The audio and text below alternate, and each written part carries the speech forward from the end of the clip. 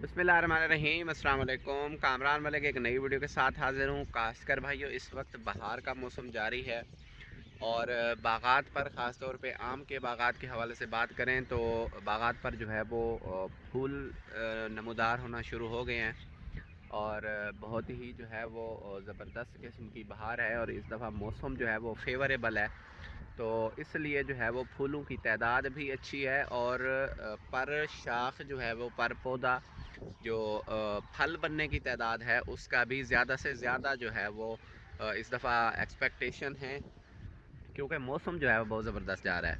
काश्तकार भाइयों, हालिया बारिशों के बाद जो है वो बागात पर एक तो फफूंदी, सफ़ेद फफूंदी और ब्लासम ब्लाइट का जो है वो हमला देखने में आया है।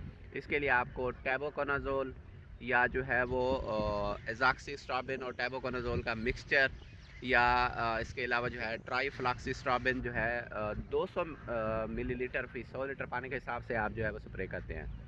स्प्रे आपको लाजमी करना चाहिए। लेकिन आज की जो ये स्पेशल वीडियो है वो बूर की मक्खी या जिसको मैंगो मिर्च कहते हैं उसके हवाले से बनाई गई है।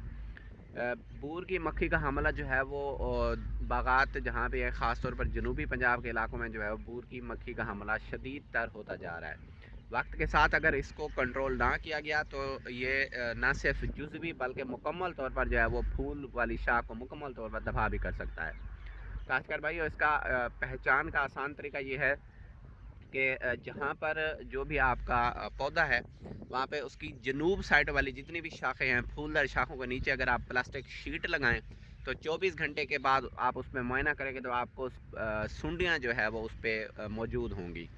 खासकर भाइयों, सुंडियाँ नज़र आने की सूरत में आपको जो है वो फौरी तौर पर स्प्रे करना चाहिए। कोई ख़ास इसके लिए इतना महंगा स्प्रे नहीं है। किसी अच्छी कंपनी का अगर आप बाइफेंथ्रीन 125 मिलीलीटर एफएमसी का जो है वो ताल स्टार के नाम से बहुत ज़बरदस्त है, 125 मिलीलीटर फ़ी 100 लीटर पानी में जो है वो मिला के स्प्रे करें। इसके अलावा अगर आप चाहें तो ट्राई एजोफास जो है वो एलसीआई का ट्राइजोफास बहुत ज़बरदस्त है, एलसीआई कंपनी का, उसका भी जो है वो आप 200 ml जो है वो फ़ी 100 लीटर पानी में इस्तेमाल करके स्प्रे कर सकते हैं। काश्तकार भाइयों, फंगस के हवाले से भी आपको लाजमी स्प्रे करना चाहिए और बूर की मक्खी का ये जो है वो आपके बूर को तहस नहस कर देती है और फल ही नहीं बनने देती। तो इस दफ़ा मौसम अच्छा होने की वजह से ज़्यादा फल की जो है वो तवक्को की जा रही है।